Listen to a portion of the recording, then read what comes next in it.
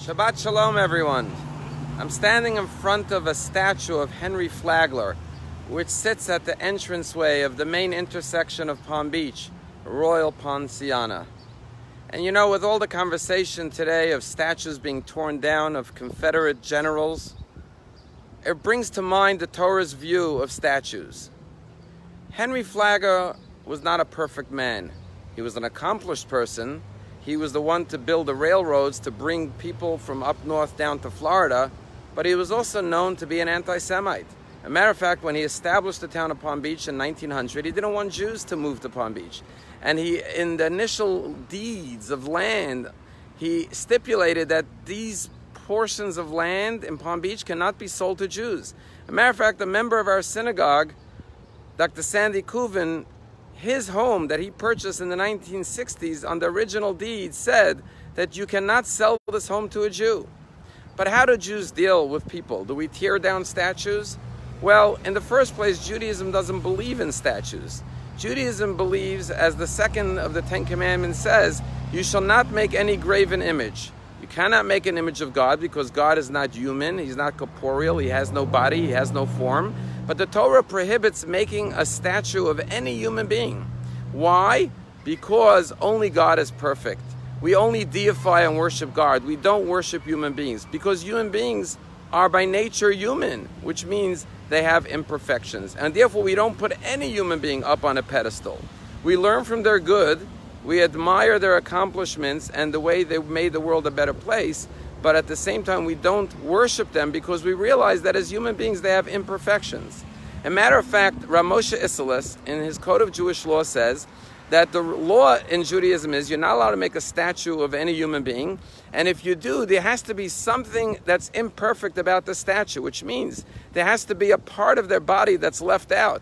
That's why you're allowed to make a bust of the head as long as the whole body is not there. But a form that is entirely complete is not allowed because that signifies that this human being is perfect. By leaving out a part of their body, it represents the incompleteness of human beings. All human beings are incomplete. And indeed, this is the way we Jews deal with the past.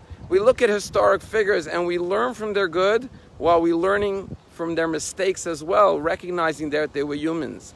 As a matter of fact, as Jews, we've come to Palm Beach. We've established ourselves. We've built synagogues in Palm Beach.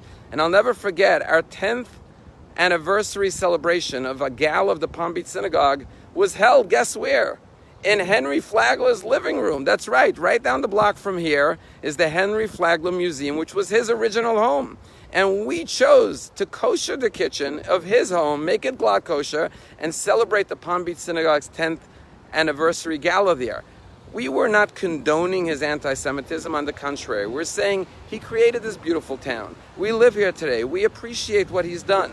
At the same time, we stand up as proud Jews and say, no, we will not be discriminated against. We will hold our gala for our synagogue glatt kosher in your home. That's the way we deal with the past. And indeed, this is a lesson of this week's Torah portion. Believe it or not, this week's Torah portion is named after a man by the name of Korach. Korach led a rebellion against Moses and Aaron. Now, why would we name a portion for him? Why would we not tear him down? And our rabbis say, yes, we learn from Korach what not to do, which is to create machloket, to create division and strife in the Jewish community, not to rebel against our Jewish leaders as Korach rebelled against Moses and Aaron. But that doesn't mean we can't learn from the good things of Korach. Korach was a righteous man. Yes, he was human. He made mistakes. And we learn not to repeat his mistakes and cause division and strife in a Jewish community. To respect our leaders, not to tear them down. But at the same time, we realize that he had a lot of good to teach us. And our rabbis say one very important lesson that we can learn from Korach was that Korach was motivated by a desire to be a leader. He wanted to be like Moses. He wanted to be like Aaron. And our rabbis say, on the one hand, we should never be envious of others. On the other hand, we should always strive to achieve greater heights. Korach was not content spiritually. He wanted to assume a higher position of leadership in the Jewish community. He wanted to be like Moses, the prophet. He wanted to be like Aaron, the high priest. And that's something admirable we have to learn about Korach. Don't be spiritually content with your status. Try to elevate yourself to a higher level, but don't do it in a way that causes separation and division and strife and enmity and hatred amongst Jews. Don't cause a rift in the Jewish community. Do it in a positive way. Yes, jealousy in a positive spiritual way is good. You should aspire for greater heights, but only do it in a way that is peaceful and not in a way that, God forbid, is creating conflict. And so we look at Korach this week, and in synagogues around the world we read his story and we name the Torah portion after him, because just because someone made terrible mistakes doesn't mean we have to tear them down and forget all the good that they did. A matter of fact, that's what Moses teaches us. Moses himself, the greatest leader ever. The Torah tells us about his mistakes, how he got angry and he struck the rock, and as a result God punished him and he could not enter into the land of Israel. We learn from the good, and we also learn from people's past mistakes.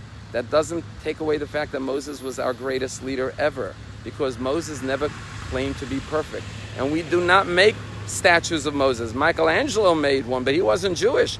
As Jews, we've never erected a statue of Moses because we don't believe in deifying any human being. God is perfect. We are full of imperfections. We could admire someone's good accomplishments without destroying their entire memory from history. We could recognize their frailties and their mistakes. And so Korach teaches us to always strive for higher, but do not be envious of others. Be content with what God gave you, and at the same time, try to elevate yourself.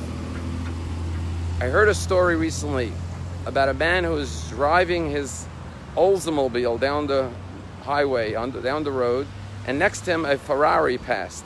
And he looked at the Ferrari pass by him and he said, "Oh, I wish I had a Ferrari like this guy, not just an Oldsmobile." And as he was thinking, "I wish I had a Ferrari," there was a man who was riding a bicycle down the sidewalk, and he saw the Oldsmobile, the guy driving the car, and he said, "Oh, I wish I wasn't on my bicycle in this hot weather. I wish I had a nice air-conditioned car like this guy in the Oldsmobile."